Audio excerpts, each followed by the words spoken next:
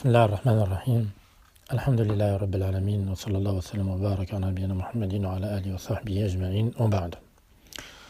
À cette occasion-là, on va traiter la question qu'on nomme dans la jurisprudence musulmane le taswib, qui est le fait de dire as-salatu khayrun min an-nawm.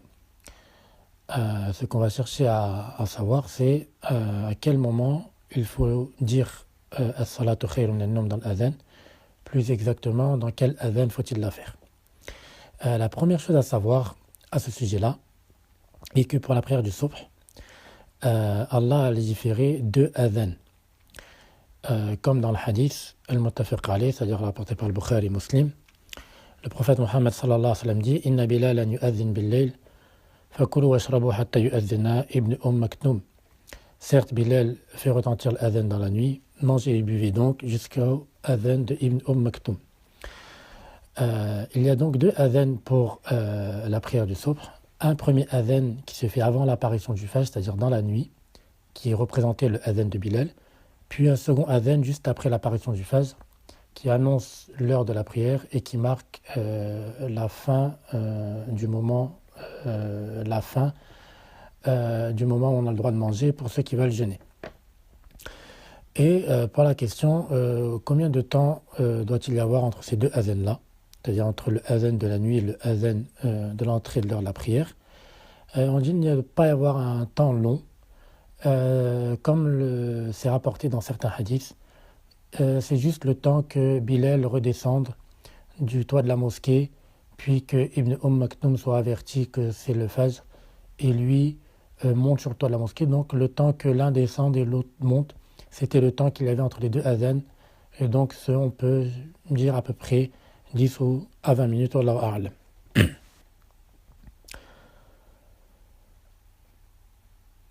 a'lam. Donc la première chose qu'il faut savoir, c'est qu'il y a ces deux adhan-là à faire pour Salat al-Subh, et c'est une chose qui a été délaissée. Il faut donc la mettre en application et la faire revivre.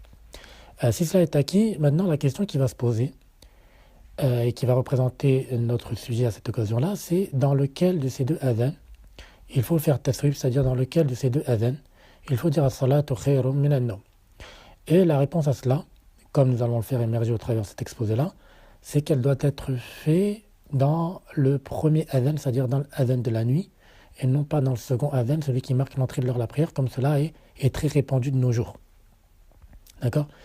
Et la preuve la plus explicite à cela, c'est-à-dire dans le fait que as-salatu khayrun min an-nawm doit être dit dans le premier adhan, c'est-à-dire l'adhan de la nuit, c'est un hadith selon un compagnon du nom de Abu Mahzoura, dans lequel le prophète Mohammed sallallahu alayhi wa sallam lui dit lorsque tu fais retentir le premier adhan du subh, dis alors as-salatu khayrun min an-nawm.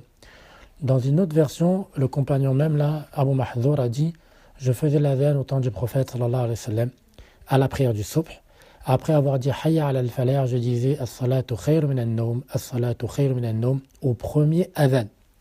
Encore dans une autre version, le messager sallallahu alayhi wa sallam appela ce compagnon-là et lui a dit toi tu es pour l'adhan de Mecca, fais que le premier adhan soit en douce, c'est-à-dire répète-y les mots, et mets-y, c'est-à-dire mets dans le premier adhan as-salatu khayrun min an-nawm.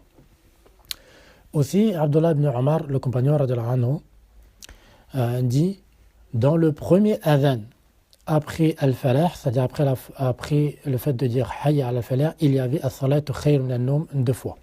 Certes, cette parole-là de Ibn Omar ne remonte pas au prophète sallallahu alayhi wa sallam directement, c'est-à-dire elle ne l'attribue pas au prophète sallallahu alayhi wa sallam, mais c'est donc mawqouf, mais ça peut avoir ce qu'on appelle le statut du marfou', c'est-à-dire ce qu'on appelle le marfou' hukman, parce que là il compte ce qui se passait au temps de la prophétie.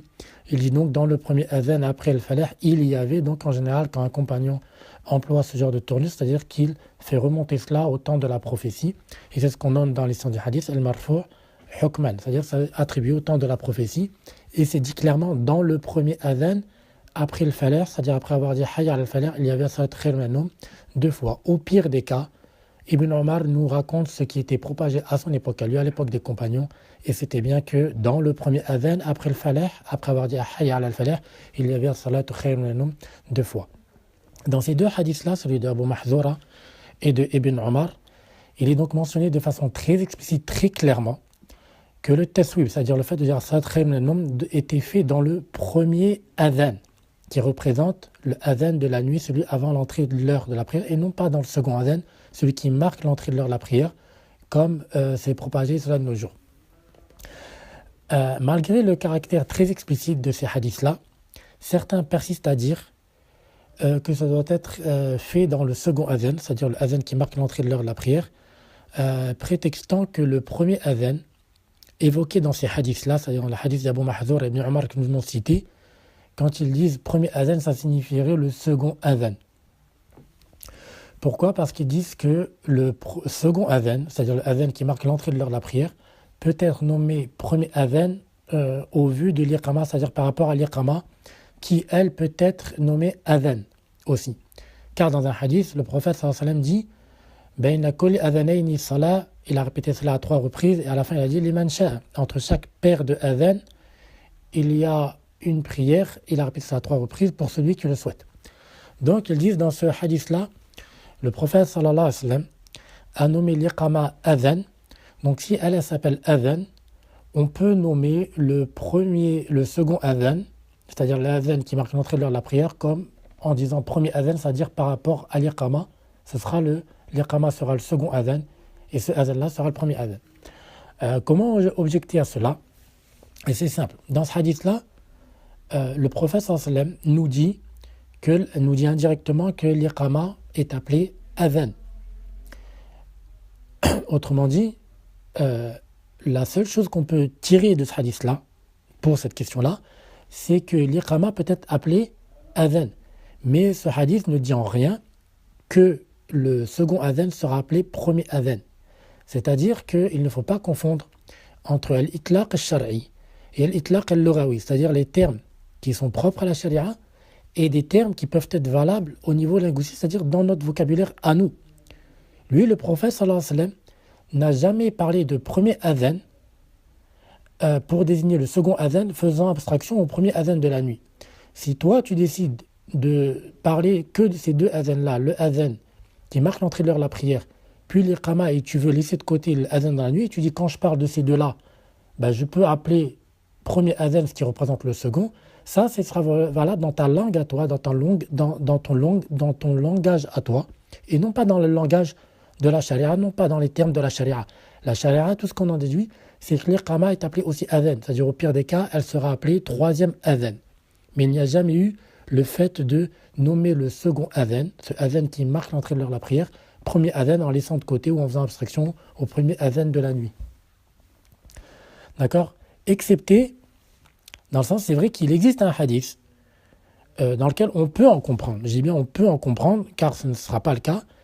On peut en comprendre que le second adhan a été appelé premier adhan. Il s'agit d'un hadith selon Aïcha et qui est rapporté par le Bukhari.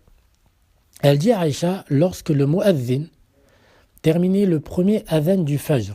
Alors écoutez bien, elle parle du premier adhan. Elle dit, lorsque le mu'adhin terminait le premier adhan du fajr, le messager d'Allah sallallahu alayhi wa sallam se levait et effectuait 2 légères rak'at avant la prière du fajr.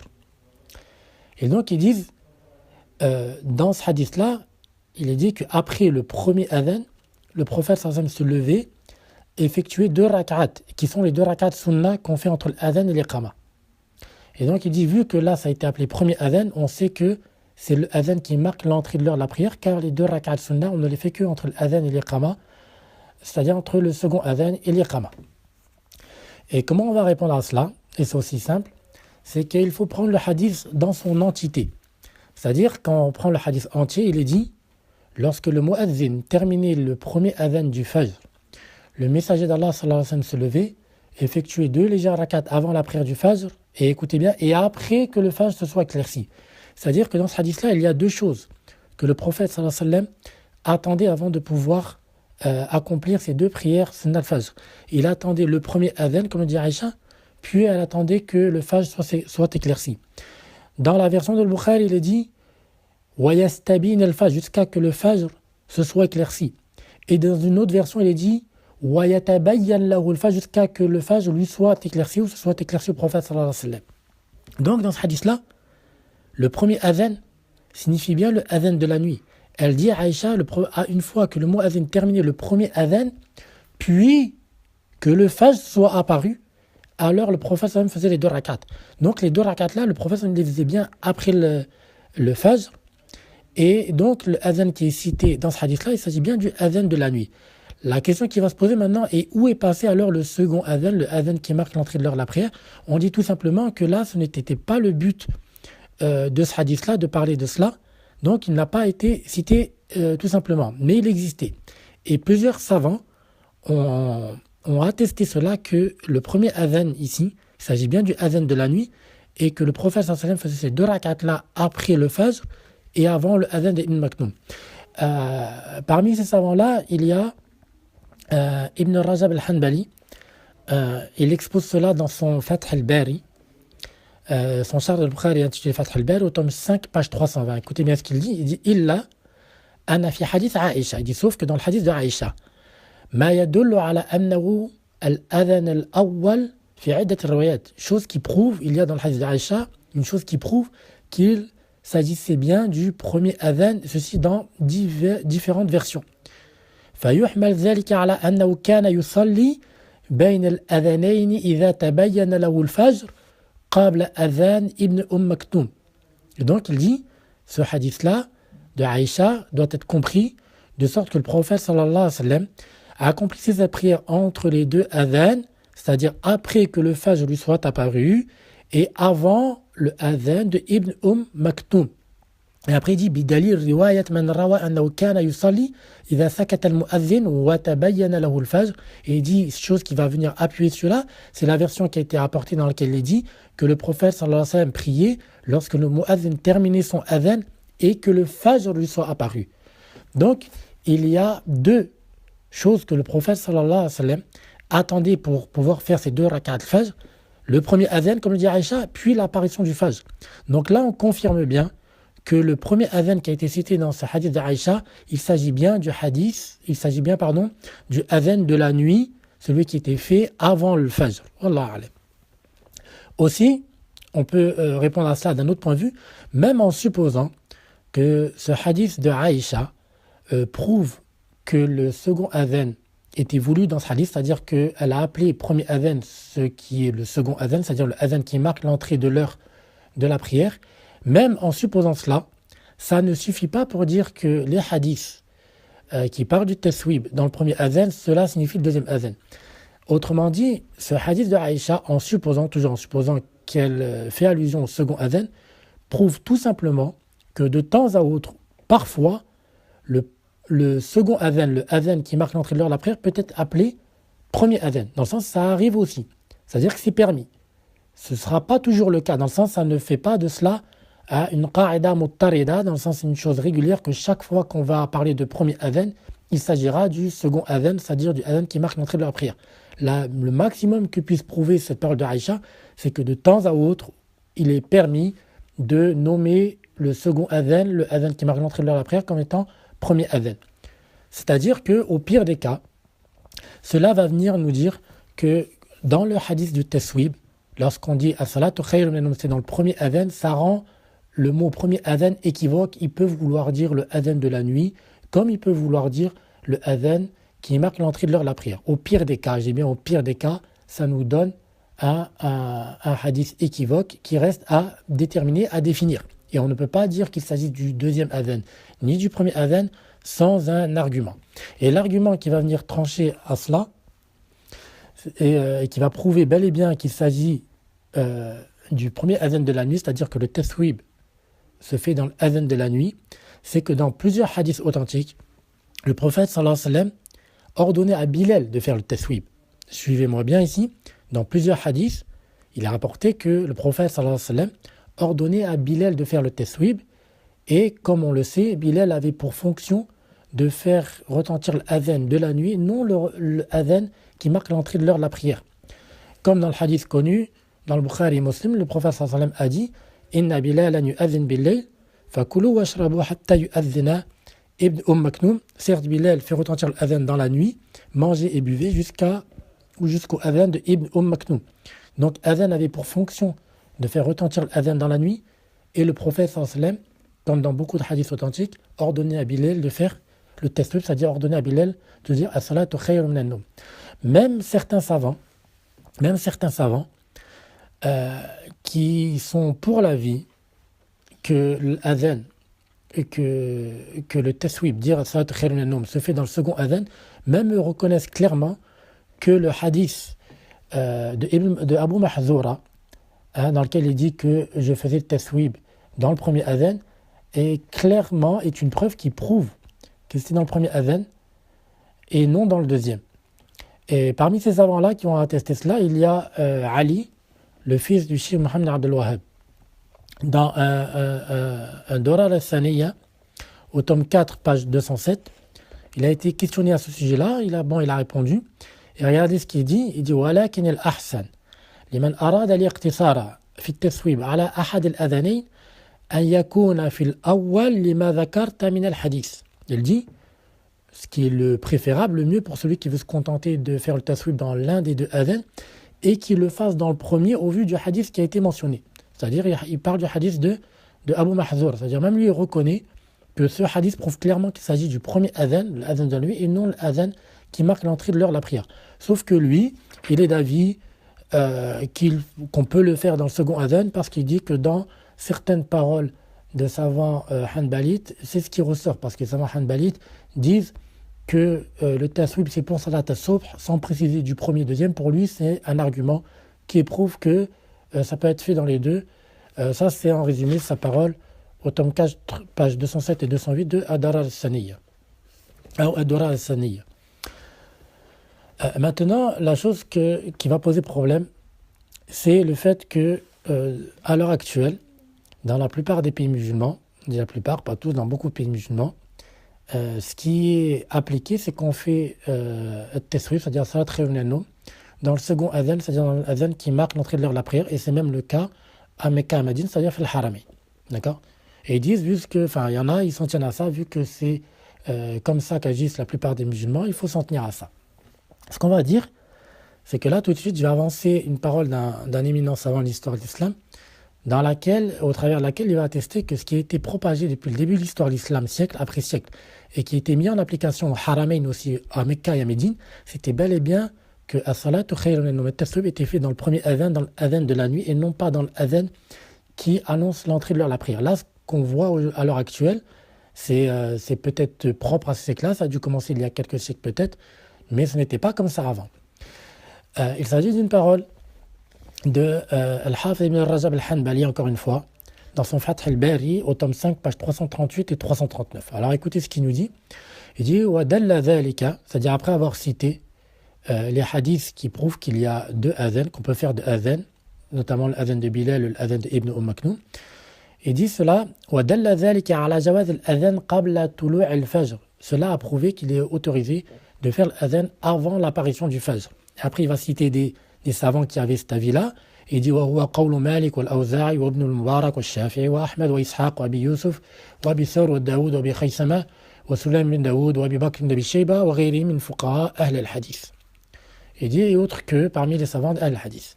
Écoutez bien ce qu'il dit وعلي عمل أهل الحرمين ينقلونه خلفا عن سلف. Il dit ce premier adhan avant la nuit, c'était ainsi que au Haramain, c'est-à-dire à Mecca et Médine, ils se sont transmis ce adhan-là de génération en génération.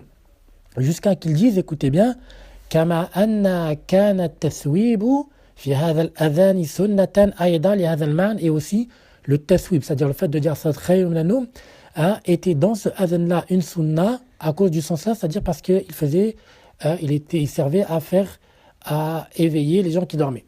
Donc après avoir dit que il est permis en charia de faire un adhan avant le fajr et que c'est l'avis de nombreux savants et que c'était appliqué à Mecca et à Médine et qu'ils se l'ont propagé, transmis de génération en génération, c'était dans ce adhan-là qu'on disait as-salatu khayrun min an-nawm. Il dit كما أن كان التثويب في هذا الأذان سنة. C'était dans ce taswib-là, qu'on faisait le taswib.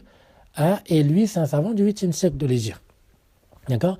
Donc cette parole-là d'Al-Hafidh ibn Rajab al-Hanbali vient nous attester que de génération en génération, les savants se sont propagés l'adhan avant la nuit, c'est-à-dire avant le fajr, pardon, dans la nuit, et que c'était ainsi à Mecca et à Médine, et il ne convient pas justement qu'il est en train de nous dire que ce adhan-là existait à son époque, à Mecca et Médine, que c'est ce qu'ils se sont transmis de génération après génération, puis après il vient nous dire une sunna contraire à cela. Non. Lorsqu'il nous dit que la sunna, c'est le taswib dans ce adhan-là, dans le adhan de la nuit, ça veut dire qu'il atteste que de génération en génération, ce qui était appliqué à Mecca et Médine à son époque-là, au 8e siècle, c'est bien et bien que c'était dans le adhan de la nuit et non pas dans le adhan qui marque l'entrée de l'heure de la prière. L'imam Abu Daoud, rahimahullah, il rapporte dans ses sunan qu'Ibn Omar a entendu un homme faire le taswib, c'est-à-dire dire à Salat Khayr min an-Nawm pour la prière du Dhuhr ou l'Asr. Il y a eu un doute chez ceux qui ont transmis ce hadith-là. Donc, Ibn Omar a entendu un homme dire à Salat Khayr min an-Nawm, soit pour la prière de Dhuhr, soit pour la prière de l'Asr, et Ibn Omar a déclaré cela comme étant une innovation. C'est-à-dire que le fait de faire le taswib à un autre adhan que celui initial, c'est une bid'a, selon les propos d'Ibn Omar. C'est-à-dire déplacer le taswib d'un adhan à un autre, c'est une bid'a.